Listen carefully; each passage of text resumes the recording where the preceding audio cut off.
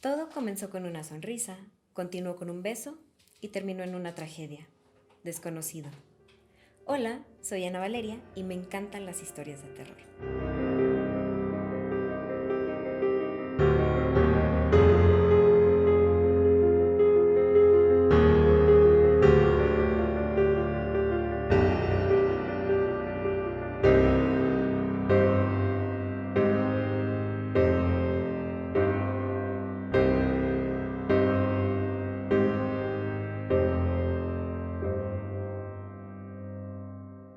Tal vez esta ocasión llegue un poco tarde las historias de amor, ya que pasó bastante tiempo después del 14 de febrero.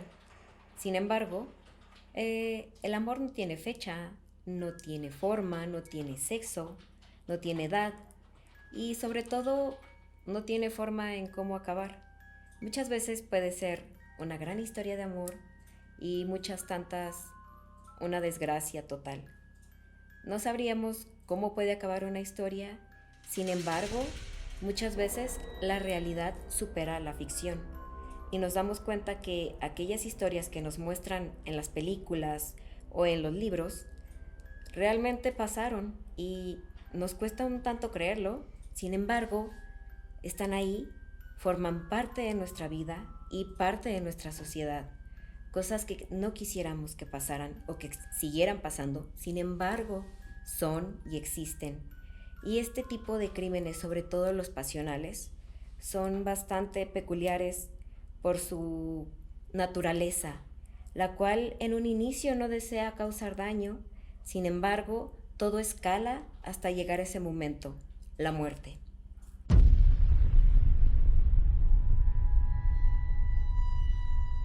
La primera historia se desarrolla más o menos en los 70, finales de los 70, principios de los 80, en la ciudad de Zacatecas. Una familia que viene de un municipio y que sus hijos comienzan a crecer y se dan cuenta de que hay que trabajar para poder solventar los estudios. Uno de ellos es un médico. En su tiempo libre, él vendía libros puerta a puerta y así fue como pudo traerse a sus demás hermanos a estudiar a la ciudad. Una de sus hermanas, si no es que la menor, era una chica, recuerdan que era buena, amable, que siempre estaba dispuesta a ayudar a cualquiera que lo necesitara. Sin embargo, lamentablemente muchas veces este tipo de chicas se ven acaparadas o engañadas o envueltas por hombres no tan buenos como ellas. Ella se consiguió un novio y nunca fue bien visto por la familia, nunca fue realmente aceptado. Sin embargo, uno tiene que respetar a las decisiones de las personas y no se puede tomar más que una pequeña distancia. Dicen que el novio nunca fue el mejor prospecto, ya que fumaba, tomaba y por lo general consumía drogas. Comenzó a ser muy celotípico e incluso agresivo desde que empezaron la relación. Eran banderas rojas que se mostraban, sin embargo, Alicia no quería verlos. Entonces, pasa el tiempo y el noviazgo, a pesar de estos estire y afloje, y a pesar de que constantemente se están peleando y terminan y reanudan la relación, deciden irse a vivir juntos. Esto en contra de los consejos que le daban sus hermanos mayores e incluso sus padres. Todos sentían que no había como una buena espina en ese hombre. El tiempo continuaba y Alicia seguía en esta relación. No era la más feliz, había peleas constantes y su hermano, el médico, se sentía constantemente agobiado también por verla tan infeliz. Sin embargo, un verano, Alicia deja de contestar durante toda una semana. No responde al teléfono, han ido varias veces a su casa, pero nadie abre, no ha ido al trabajo ni a la escuela, entonces eso resulta bastante extraño. ¿Cómo es que Alicia ha dejado de aparecer en cualquier lado como por arte de magia? su hermano, teniendo siempre un ojo hacia el novio y que nunca sintió confianza por él, fue varias veces a preguntarle que si él sabía algo de Alicia y él decía que no sabía nada, que al parecer ella había desaparecido. Después, él también desapareció una semana completa. Temiéndose lo peor, este chico que estudia medicina decide ir con la policía y abrir la puerta a la fuerza. Tiene que haber alguna respuesta, tiene que haber alguna pista sobre dónde se encuentra su hermana. Sin embargo, cuando entran a la casa, no esperaban que todo lo que vieron iba a ser una realidad. Paredes, puertas, suelo, todos y cada uno de los rincones de la casa estaban repletos de sangre. Absolutamente todo estaba bañado en sangre, como si alguien hubiera decidido pintar las paredes con su mano de toda la sangre. Y en medio de la sala estaba este chico, la pareja de la hermana, en el suelo completamente drogado, con el cuerpo de Alicia, que alrededor de 30 puñaladas recibió, si es lo que se puede contar. El chico al parecer duró una semana encerrado en la casa con el cuerpo obviamente ya en estado de descomposición. Dicen que el olor es un olor que nunca se había, que es un olor que nunca se va a olvidar, sobre todo por tanto reguero de sangre que hubo. Y la imagen o esta escena de ver al chico sentado en la sala con el cuerpo de Alicia apuñalado y ya en estado de descomposición, él completamente drogado, y aparte decían que incluso la abrazaba. Esta historia fue bastante sonada en la ciudad y bueno, la familia le ha costado, a pesar de que ya pasaron casi 50 años, les ha costado bastante poder volver a tener una vida normal. Una pérdida de esa forma, de esa brutalidad, no vuelve a ser que la vida vuelva a ser normal. Este chico que pierde a su hermana Alicia es un médico que es bastante conocido y sobre todo se le abrazó en la sociedad por este tipo de pérdida tan brutal. Al novio se le condenó a la cárcel y a la fecha sigue en el Cerezo. Sin embargo, a pesar de que esté encarcelado, nunca va a poder reparar la pérdida que hizo para esta familia, y que el hecho de que haya matado brutalmente a su novia con más de 30 puñaladas es algo que no se ve todos los días, sin embargo, existe.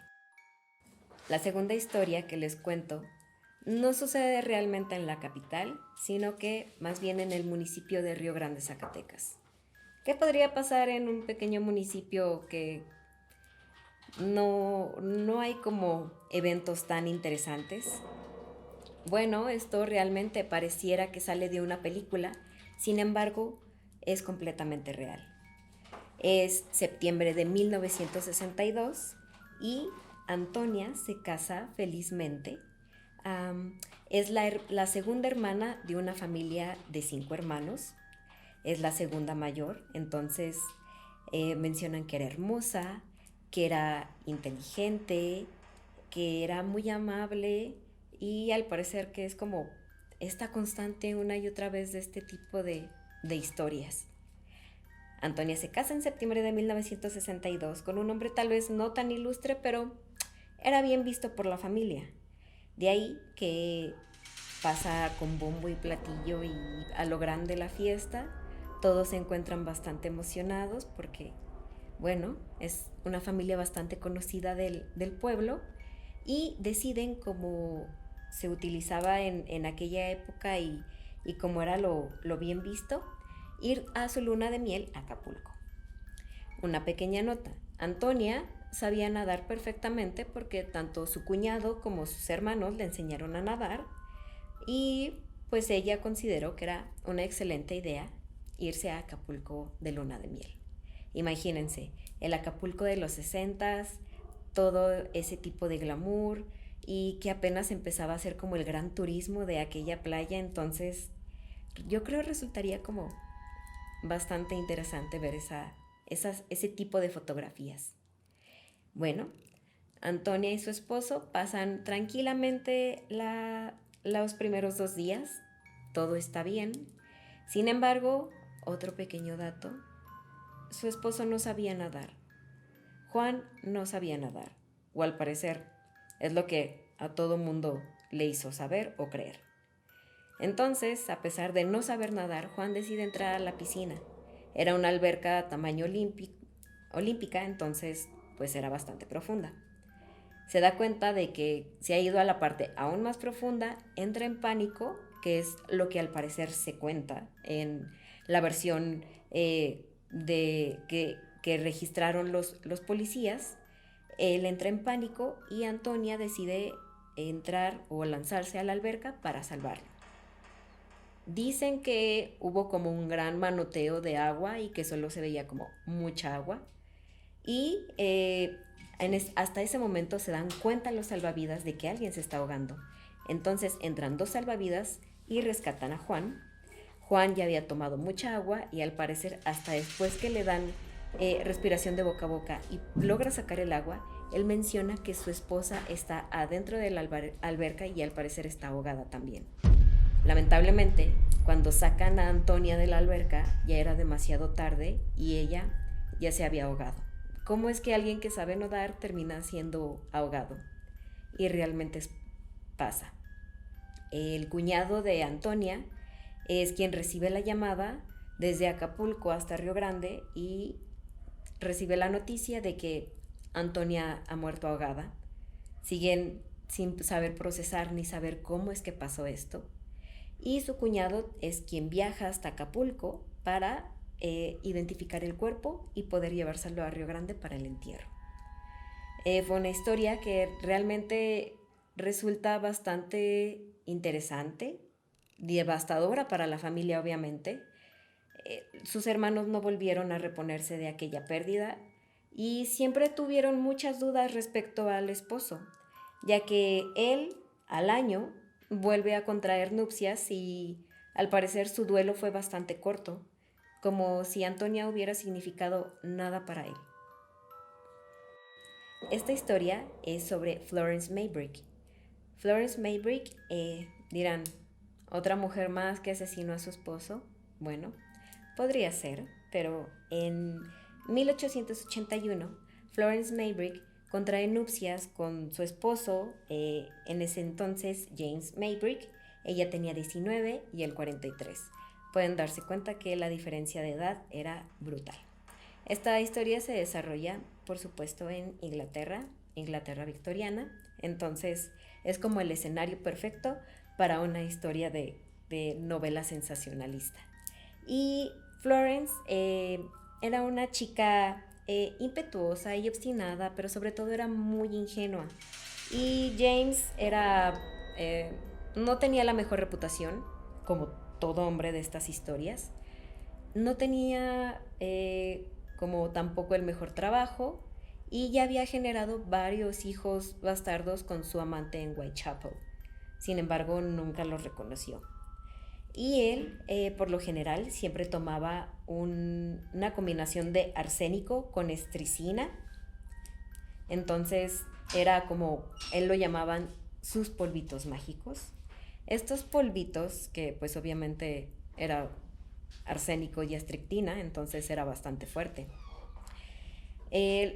Los rumores no tardaron en aparecer para esta familia, fueron bastante mal vistos al inicio del matrimonio y continuó siendo un pésimo matrimonio. Y sobre todo el hermano de James le hizo que cambiara el testamento para que nada quedara para Florence. Él decía que Florence no era como la mejor heredera y que el mejor heredero iba a ser él, el hermano de James. Y aparte que a James, por tanto arsénico que consumía, su salud empeoró. Entonces el doctor recomendó que tomara jugo de carne. Entonces a este juguito de carne le pedía a Florence que le pusiera sus polvitos, o sea, el arsénico y la strictina. Entonces él seguía con estos malestares.